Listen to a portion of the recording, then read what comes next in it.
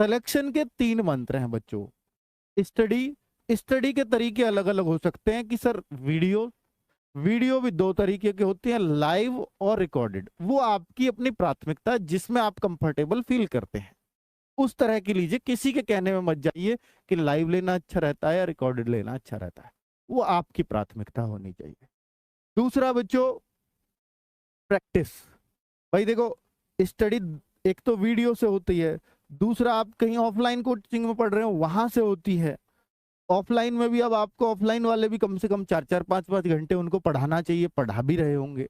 अगर वो आपको सिलेक्शन दिलाना चाहते हैं तो इतना पढ़ाना ही पड़ेगा उनको, क्योंकि आपका ऑनलाइन वाले बच्चों से कंपटीशन है। वो तो 7-7 8-8 घंटे उनके टीचर्स पढ़ा रहे हैं उनको, इसलिए ऑफलाइन में 4-5 घंटे तो पढ़ाना ही पड़ेगा।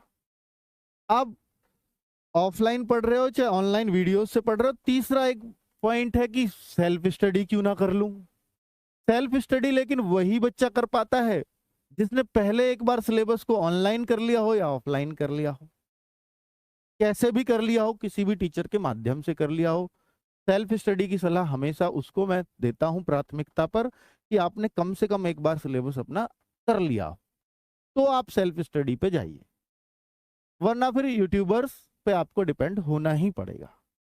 ये जरूरी नहीं है कि आप फ्री पढ़ें पेड पढ़ें, वो आपकी प्राथमिकता हो सकती है, क्योंकि सारा कंटेंट यूट्यूब पर भी है, सारा कंटेंट ऐप पर भी है, सब कुछ है। ठीक है, प्रैक्टिस। अब बात आती है प्रैक्टिस की, तो बच्चे प्रैक्टिस के लिए आपको बहुत सारे माध्यम है। हालांकि प्रैक्टिस सेट्स भी चला रहे हैं हम लोग, एक बेस्ट प्रैक्टिस सेट लेके आए और बच्चे को सारे क्वेश्चन उससे मिले। हर टीचर ये कोशिश कर रहा है, हम भी उस कोशिश में हैं। आप पढ़ भी रहे हो प्रैक्टिस सेट से, पर वो प्रैक्टिस एक, जब आप टीचर के साथ प्रैक्टिस सेट करते हो ना बच्चों, तो उसको आप रियल प्रैक्टिस सेट मत मानना अपना कभी भी।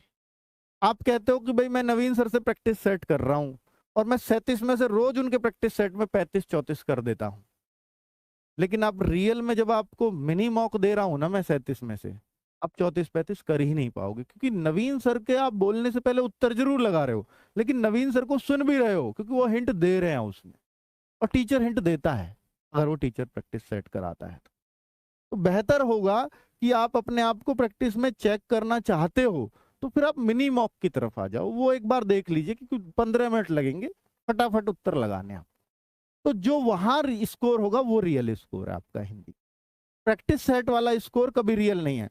संदीप सर के साथ मान लीजिए आपने 55 क्वेश्चन रीजनिंग के करे, लेकिन आप उसमें 55 में से 50 कर रहे हो, मैं कहूंगा रियल में कभी 50 नहीं कर सकते आप, क्योंकि आपको जब आप कर रहे हो ना तो संदीप सर की आवाज भी आ रही है साथ, वो पढ़ाने की, उनका भी थोड़ा सा हिंट आपको मिल रहा है, उस वजह से भी, और आप उसको काउंट कर लेते हो कि मैंने किया है, तो वो थोड़ा सा दिक्कत रहेगी बच्चों।